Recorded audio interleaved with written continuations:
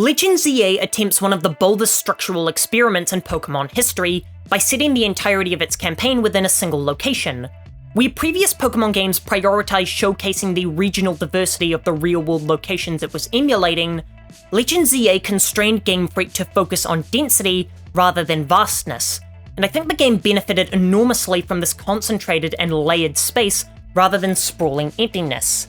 It can't be understated how utterly bland and monotonous Paldea was to explore, filled with nothing but scattered Pokémon spawns and repetitive terrain. Instead, Lumiose is deliberately packed with competing interests as characters have different opinions on the future their city should pursue. This creates the illusion of a communal life, as the residents of the world have opinions about it. You'd never find an NPC complaining about the affordability of Castelia City, nor anyone complaining about the government policy in Shinto. Instead, Lumiose has civilians who dislike the wild zones, want to commit acts of terrorism, want to have sex with Pokémon, want to be racist, really want to have sex with Pokémon, use brain rot slang, commit suicide at the prospect of working, really want to have sex with Pokémon, and other things that prove Arceus is dead, which mirrors real-world cities, a gathering of humans with a variety of ideas and opinions about what direction they should go. In X and Y, Lumiose was just an extra-large checkpoint on your regional tour for gym badges, but by embedding the entire game within this location, it's able to grow alongside its characters in a way Pokémon has never demonstrated before.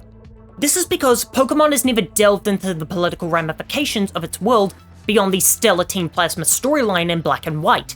As far as previous games were concerned, the entire world shared the same positive ideology on the current status quo. And the only dissenters were dangerous criminals and terrorists with goals of global conquest or destruction. In Legend ZA, Mabel openly insults the city's leadership for their improper installation of the wild zones.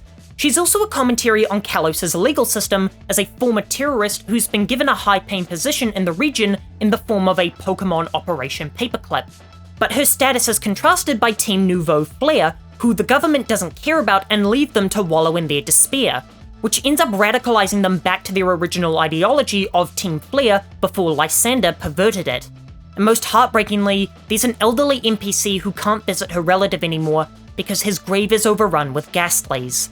It's not the pointless flavor text of previous games about liking shorts. Now it's genuine world building that makes the world feel like it's reacting to systematic change.